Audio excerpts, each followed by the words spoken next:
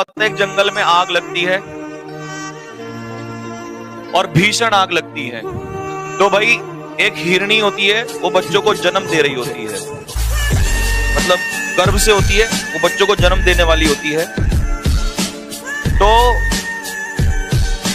अब आग की वजह से सारे जानवर इधर उधर भागने दौड़ने लगते हैं। तो वो भाग के एक नदी के किनारे पहुंच जाती है।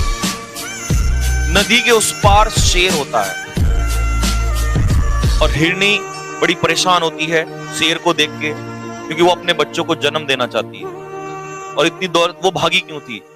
माँ अपने बच्चों के लिए कुछ भी कर जाती है। तो हिरणी जो है वो भाग के आती है, लेकिन सामने उसे जंगल के उस पार शेर नजर आता है, नदी के उस पार।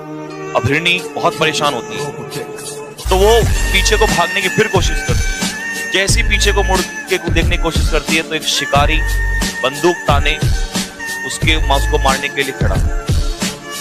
हिरणी बेचारी फंस जाती है। सामने मुसीबत, पीछे भी मुसीबत, और मुसीबत से तो भाग के आ रही थी वहां से। तो बड़ी समस्या हो गई। पूरी कर देता हूं, नहीं तुम कहोगे सर सुबह से लटका रखा है। ये क्वेश्चन तो अभी समझा दूंगा, आपको समझ में आ गया होगा। चलते फिरते समझा दूंगा, तुम टेंशन ना लो। एब्सेंट के साथ फ्रॉम लगता है, ठीक है ना, और चार्ज के साथ विद लगता है, फ्रॉम और विद। और इसमें नो प्रीपोजिशन आएगा तो तुम्हारा आंसर क्या हो गया? अब लेकिन ये मत कहना सर इसमें क्यों आया, इसके लिए भी पहले स्टोरी के बाद में समझाऊंगा, ठीक है ना। तब तक तुम ये वाला क्वेश्चन कर लो अगला, ठीक है ना। तो भाई होता क्या है, बेचारी बहुत फंस जाती है हिरणी। वो हाथ जोड़ के मतलब अपने दिल से भगवान से प्रार्थना करती है कि हे भगवान मुझे मौत दे देना, चाहे मुझे शेर खा जाए, चाहे मुझे शिकारी मार दे, और चाहे मैं आग से जल के मर जाऊं, लेकिन बस मुझे अपने बच्चों को जन्म दे देना। जैसे मैं बच्चों को जन्म दूंगी उसके बाद चाहे मुझे कुछ भी हो जाए। हिरणी जो है वो शांत हो जाती है, शांत मन से। अब वो कुछ नहीं करती, बस खड़ी रहती है वहीं, बोले जो होगा देखा जाए। अचानक से, क्योंकि पीछे आग लग रही होती है, तो आग में से लपटें निकल रही होती है।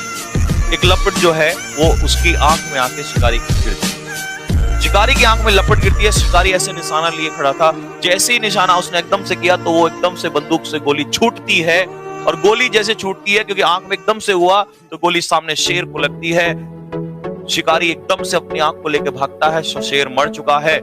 और जो जंगल में आग लग रही थी, ऊपर से एकदम बादल गड़गड़ाहट करके आते हैं और बारिश जो है वहां पर बारिश पड़ती है, सब डूब जाता है। समस्याएं एक साथ खत्म हुई नहीं हुई।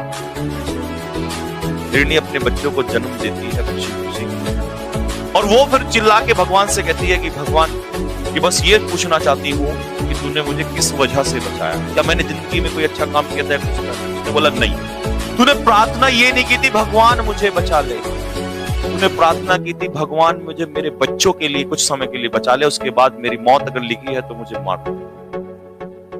तो जिंदगी में काम अगर दूसरों के लिए कभी कुछ करना चाहोगे तो ऊपर वाला भी देख रहा है। उस हिरणी ने अपने लिए नहीं मांगी थी दुआ, किसके लिए मांगी थी? दूसरों के लिए। और जो इंसान दूसरों के लिए कुछ कर रहा होता है और मांग रहा होता है, उससे बढ़ के दुनिया में उससे बढ़ के कुछ नहीं हो सकता। और शायद माँ बाप इसीलिए भगवान का रूप होते हैं। स्टोरी पसंद आई तो तालियां बजा दो साथियों, अगर मजा आया हो।